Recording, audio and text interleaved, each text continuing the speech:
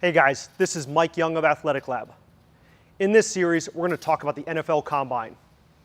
This is a series of tests that is used to assess American football players before they enter the NFL. It's used at the professional, collegiate, and high school level, and it's a great test of an athlete's physical abilities. The 40-yard dash is your classic test of speed. In particular, it looks at acceleration. We like to test the 40-yard dash with our Fusion Sports system to give us accurate timing and assessments of how fast an athlete is over 10 yards, 20 yards, 30, and 40. This gives us a good idea of their force velocity profile and what we need to address in training.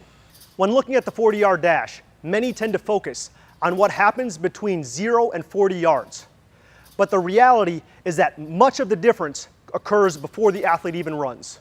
The setup for the 40-yard dash is critical for an athlete's success because it determines how effective their acceleration phase will be.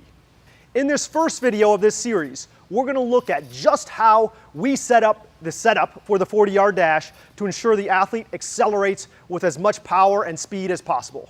The setup for the 40-yard dash is absolutely critical for your success in this event. What you do before you start running will ultimately determine how successful those first couple steps are in the 40. We want to make sure the athletes get it right every single time.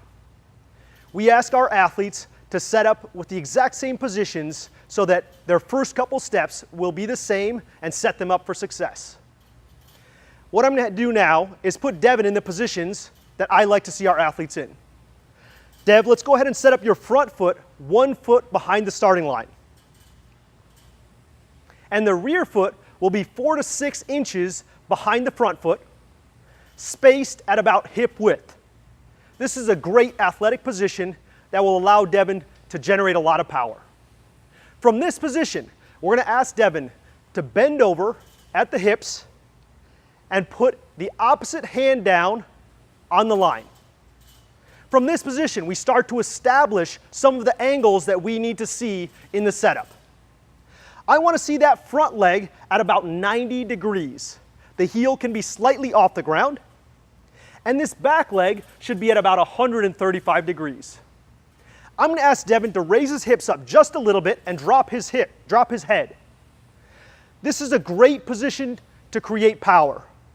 We should have about 10% of his body weight on his lead hand, 60 to 70% of his body weight on that front leg, and the remainder of his body weight on the back leg. He should feel balanced and stable and in a great position to generate power on his clearance.